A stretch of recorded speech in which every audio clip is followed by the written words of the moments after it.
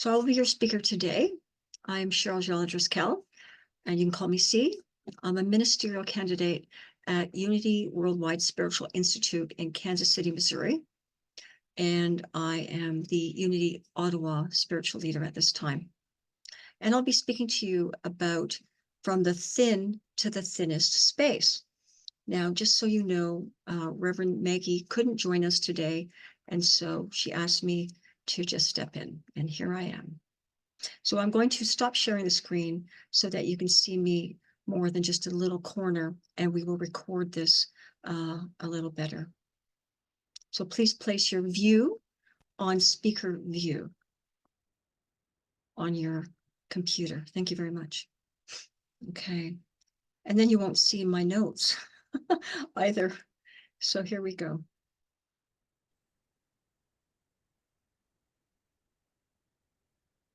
So I want to start by reading a snippet in yesterday's Daily Word. Now, for those of you who don't know, the Daily Word is a Unity magazine, and it provides us with a daily affirmative prayer. And yesterday's prayer included this, and I thought it just so amazing that it just came so soon to this talk, so connected. It said, "It's natural, of course, to wish the world felt like a kind and welcoming place all the time. But when that comforting, reassuring feeling is hard to come by, I don't despair. Instead, I look within and find my joy. This feeling is part of my divine identity, and it's always a part of me. Like sunshine obscured by thick clouds, joy is present beyond sadness, discord, and worry." And that's why we're going today from the thin to space to the thinnest space. Question is, what does that mean? Well, farmers do it. Yogis, Edgar Cayce, Eckhart Tolle, me, a lot of other people around the world do this on a regular basis. So we will learn a bit more about going from the thin space to the thinnest space. It's not outer space, but it's an experience that you can bring through by connecting to your inner space. So let me take you through an example of what the thinnest space might look like, or the thin space. This is the thin space. We're not at the thinnest space yet, okay? So that thin space is an experience that you have. So I can remember being about 15, and I'm sitting on a deck overlooking the Gulf of Mexico. And we had all gone down to Florida, my family. And we were on the Gulf of Mexico, and I was just watching the sunset. And I was watching the waves and listening to the waves coming in and going out. And suddenly I had this shoot through my body, and I felt absolute love and absolute joy. And all I could think was, I wish my friend was here. My best friend at the time was a guy named Duncan, and I just wanted him to be there with me to experience this amazing sunset, because I believed he would have the same feeling. I didn't know then that that was a thin space moment. And I also had moments, a year later, I had a moment when I was on my cousin's tractor, a big old Massey Ferguson red tractor. We're on the field in Freelton, Ontario, near where some of you live. We were going up and down the fields of alfalfa. Have you ever smelled alfalfa? Have you ever seen a field of beautiful purple? That could be, if it's near a dairy farm, it could be alfalfa, not lavender, because that's what he was going to cut down and feed the cows the next day. So he put me on the wheel rim of his tractor, told me to hold on to him, and we did this going up and down the hills as the sun was setting. And I felt such joy open up and such inner peace. And as a teenager, this was anathema to me. Most of us are going through our teenage angst, and I was feeling what I would call a little piece of heaven right there. So the thin space is, and this is a legitimate psychological term, the thin space is where the veil between this world and another world is thin. So as a Unity person, we're going to unravel what that means.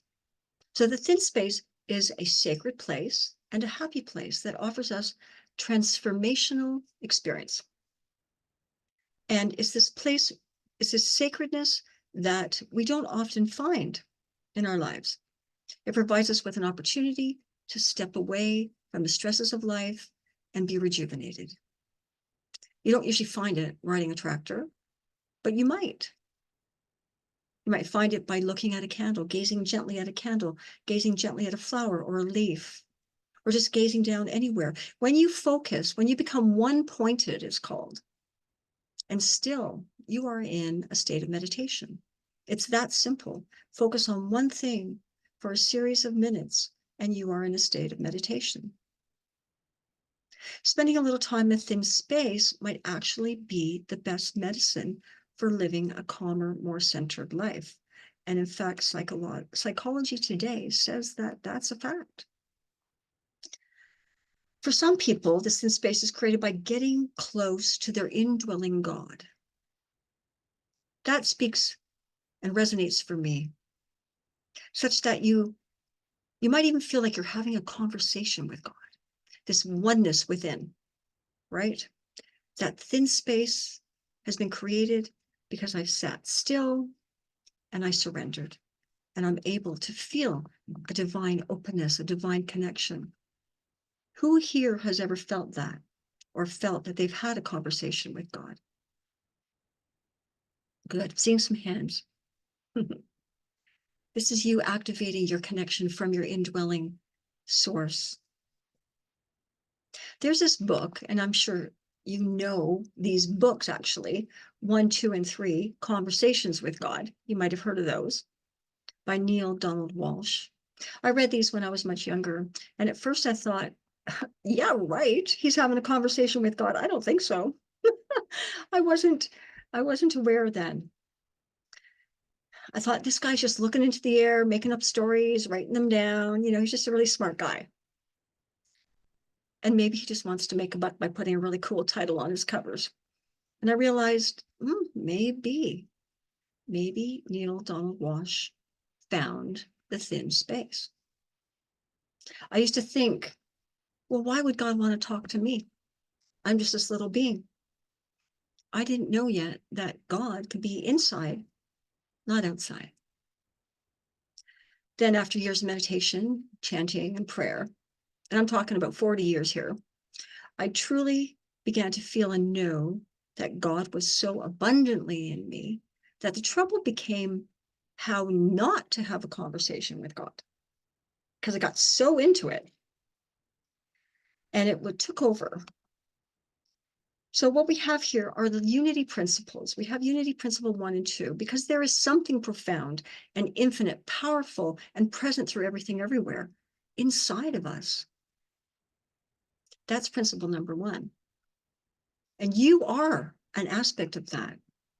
That's principle number 2. So why couldn't we communicate with the indwelling source, the infinite source that we call God? Of course we can. I've actually used this thin space experience, getting into it before I work with clients. I've been more able to help them find diseases in their fields around their body and in their bodies, to help them release them. Sometimes I've helped them just heal their heart from a breakup. And I've helped myself a lot in this way too, by going into that thin space. Anybody can open to this thin space. The thin space between you and the infinite loving source is right here, right now, ready to be explored. But guess what? If you don't use it wisely, regularly, you will not feel connected to it. Because when we live in those states where we express our anger too much, when we express our unkindness, we're grumpy, we're discompassionate, that space shuts down, closes up. Why? Because you have to surrender all that. You have to surrender all of that to open. And you can do it in a moment. It doesn't take years to get rid of anger or unkindness, to surrender and open. It just takes a moment of decision to go in and have a conversation. And the best way is through remembrance. It's called remembrance. This is common amongst philosophies and religions all around the world. If you maintain that thin space by remembering that the indwelling source is there, then it opens up to you. And in fact, not only have the teachers around the world over time done this, the esoteric teachers in particularly, the Buddhists, the Sufis, the Hindus, the Taoists, but at Unity, we do this too.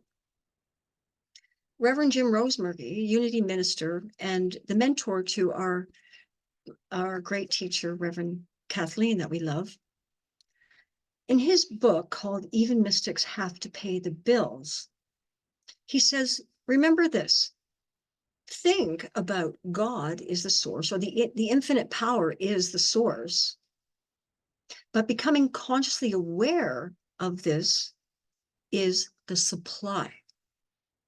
So the minute I bring my beingness, my consciousness to believe and remember that when I think that the source is within me, it is within me. It starts to activate.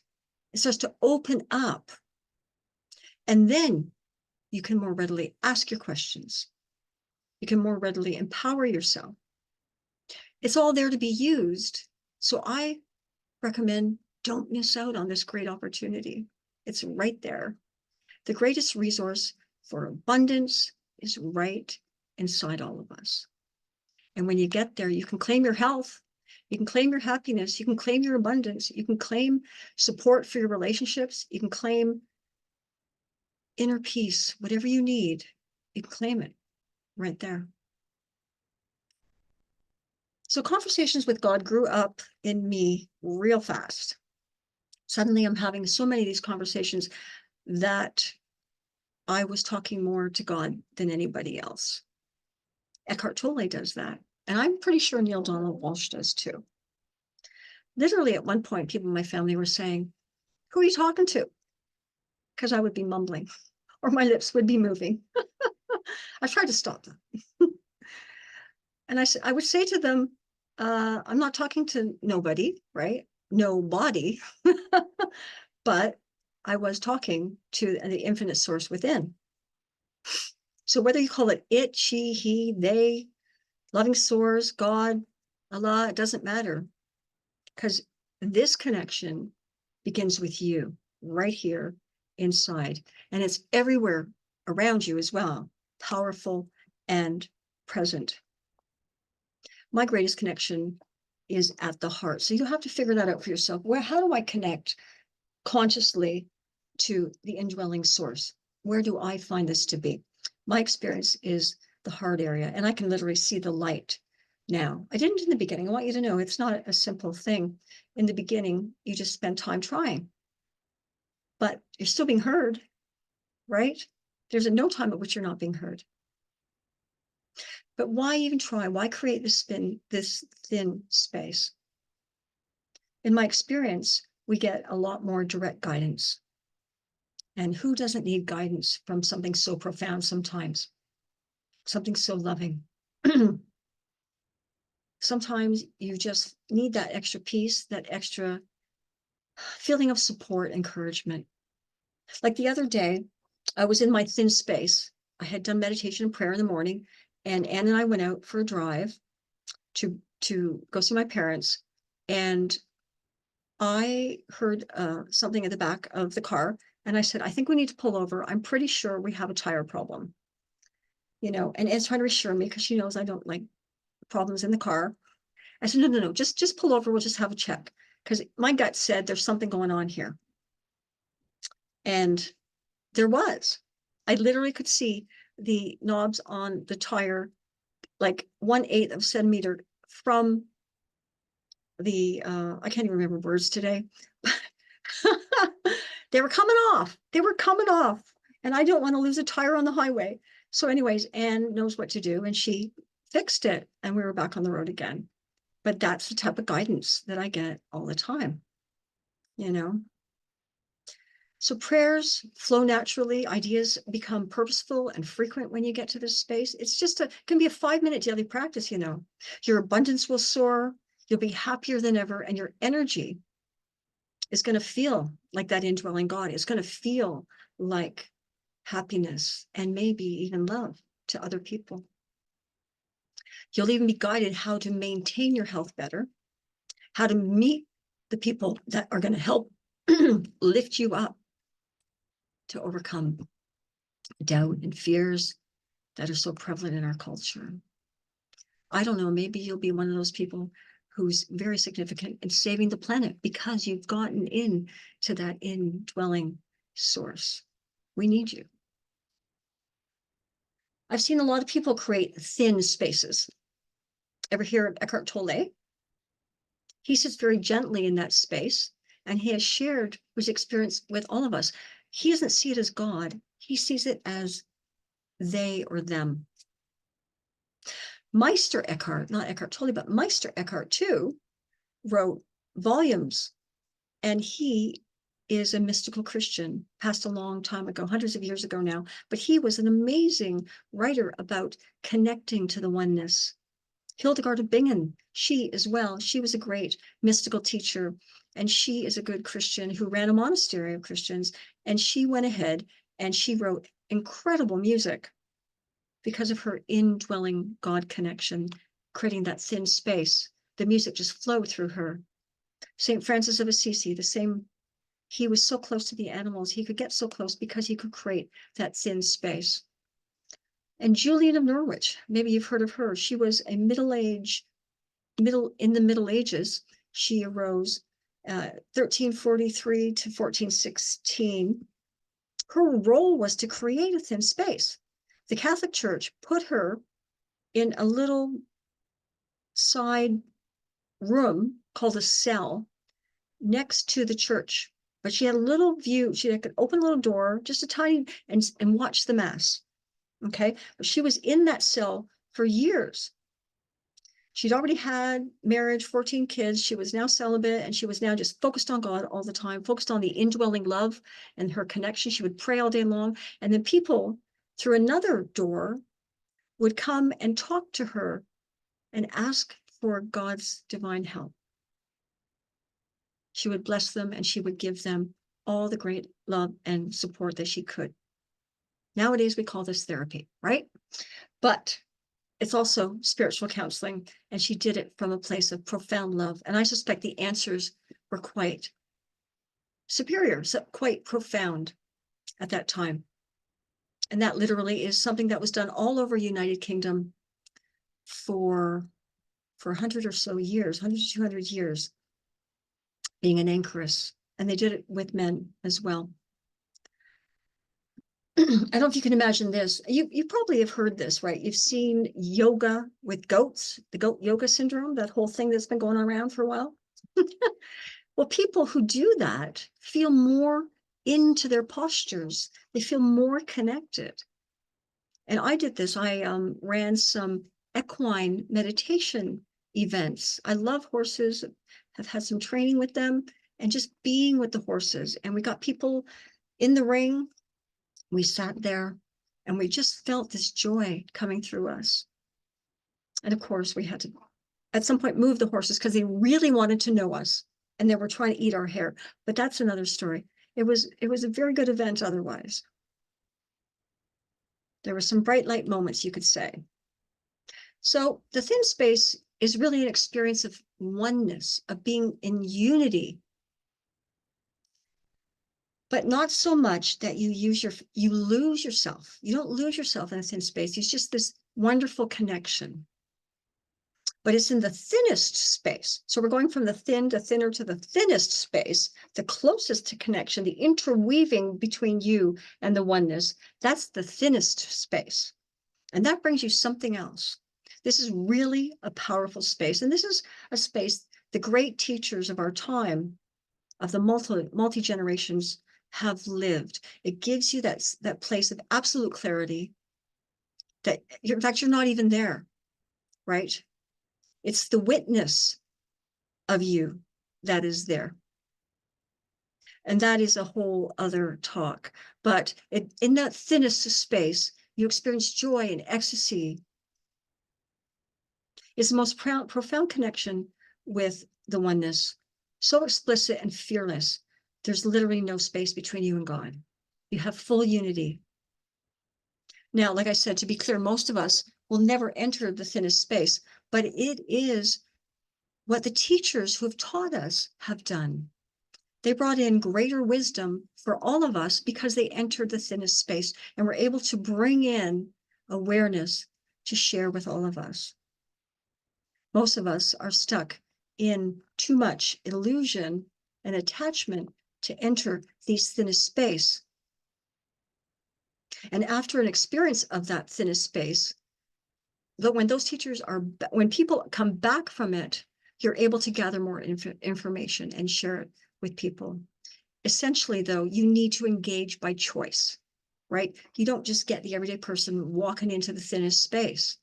It takes years of meditation, years of prayer to get in there. It's a choice. And you can start by just working with the thin space, by unraveling a little bit of those attachments, letting them go, no longer needing everything you think you need, because we really don't need as much as we think. The thinnest space, I guess you could say that Jesus reached that thinnest space. Some people have called this the Christ state, which is actually no space between anyone and God, anyone who can get there. There's no you left. There's no self-identity left. There's just oneness left. And others who have gotten there are Siddhartha got there. He became a Buddha. There's been multiple Buddhas since who have gotten into the thinnest space. Some of us call it enlightenment. I used to listen to a teacher named Peter Adams, who was an enlightened teacher. But you really can't maintain that space generally. There's only a few who live it completely, like Jesus, the Buddha, Peter Adams. But they don't live that long, because then you let go of the body. You forget about the body, and you forget to acknowledge the body, and it starts to fall away. So that's why we don't want to go there generally. We just want to get into the thin space and feel connected, while we also take good care of this body. I really believe that those of us who are willing to try to cultivate some time in that thin space are going to be able to help the world population. We're going to be able to help bring more peace into the world. And a lot of us here, I believe at Unity, are drawn to that indwelling source, because it really is a draw. It's a connection that you can't really pull away from once you've gotten it. It's that indwelling source crying out to you to say, don't forget me. I'm here, and I'm here for you. And the only thing that stands in the way are the thick walls that we create. We create these walls in what they call mind, right? Every thought upon a thought upon a thought upon a thought goes into mind. And mind is like an electromagnetic area that's around the body, particularly between the shoulders and the hips. Now, for centuries, the Buddhists knew this, the Hindus knew this, the Sufis knew this, right? And this century, guess who's talking now? Neuroscientists. And they're now saying, yes, mind is down here in the torso area. This is where we collect all that thought energy here, and it blocks the heart. And that is what keeps us stuck.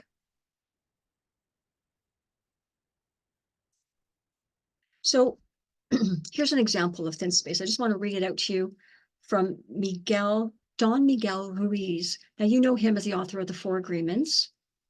He also wrote The Voice of Knowledge. Excuse me. And on page 45, he starts by saying, it was summer and the heat was so intense that I couldn't sleep. I decided to leave the clinic and take a walk in the desert. There was a new moon that night, and I could see millions of stars in the sky. I was alone in the desert, perceiving so much beauty. I saw eternity, the endless, the infinite in those stars, and I knew without a doubt that the stars are alive. The infinite, our Mother Earth, all of creation is alive. It is one living being. Surely I had seen those stars many times before, but never in this way, never from this point of view. My emotional reaction was overwhelming. I felt intense joy mixed with the most exquisite peace in my heart. Then something incredible happened.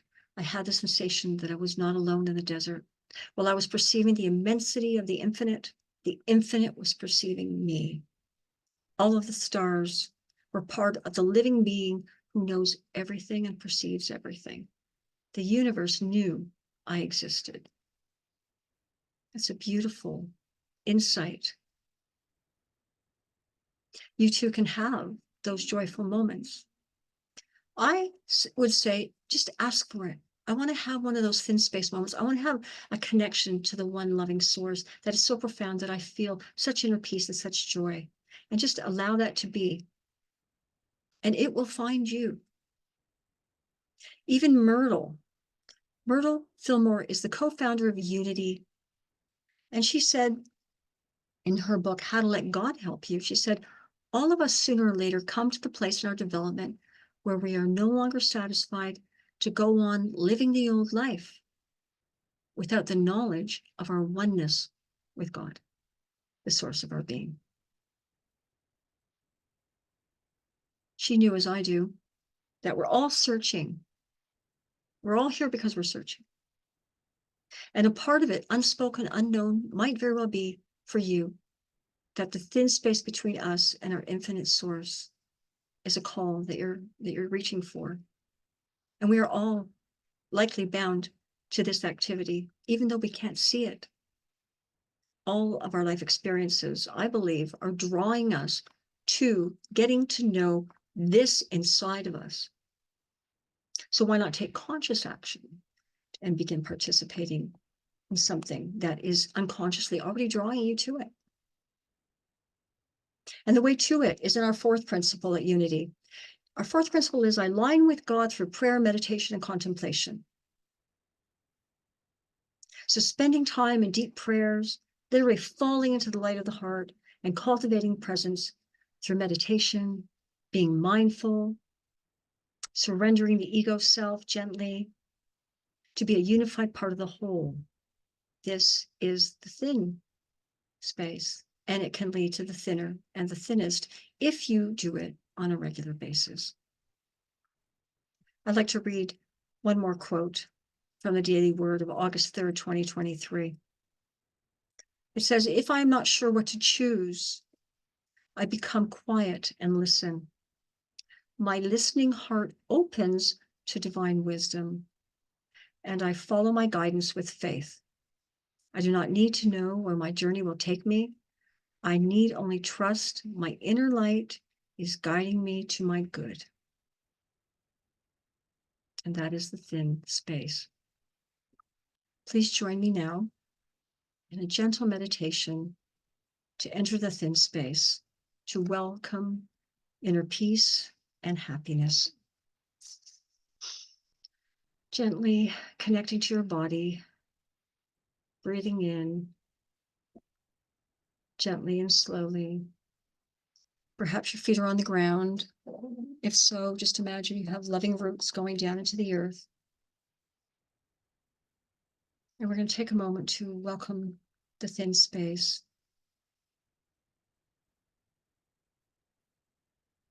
Looking down to the area of your heart, acknowledging that here I am conscious that there is an indwelling power and presence so profound, and it is in full support of me in this moment. Breathing in gently and slowly, knowing that I have now remembered that I am connected to this indwelling source, this one power, infinite source and presence. Now imagine, if you will, a tree that you love, and just focus on one branch of that tree. And on that single branch is one leaf. Have a good look at that leaf. Imagine that you can get really close to that leaf, maybe a few feet away, and just bring your full attention to that leaf. Notice its shape. Notice if it's moving or not. Notice how it makes you feel.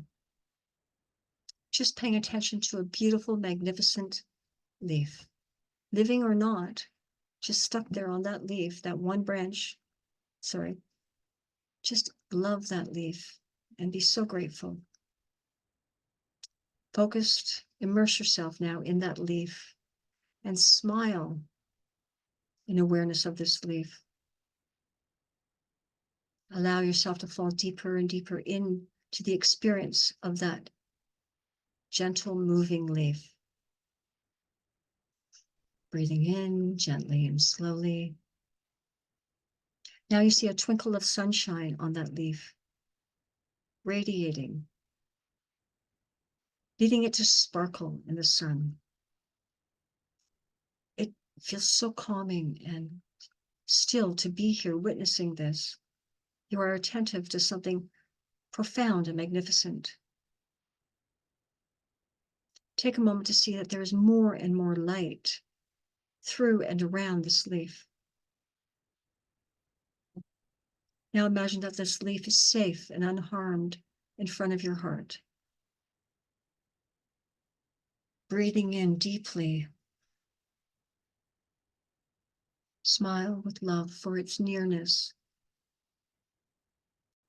The light is getting brighter and brighter. And if you can't see it, it's okay. Feel it. It's vibrating as well. And notice the gentle softness around you and through you. Just be the leaf. Be with it or through it. Cultivate a thin space, a space with love and peace. Here you can gently settle into the supply of the loving source, fully aware of its impeccable presence, and decide what you would like to ask it right now. What is it you'd like to claim for your day, for your future? Take a moment.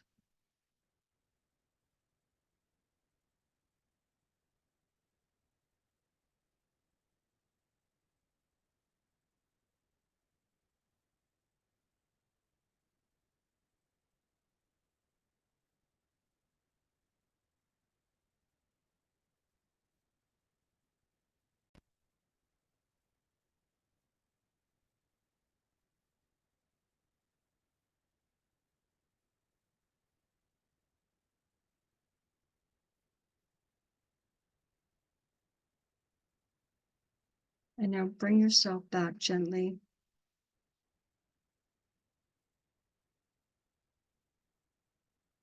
And slowly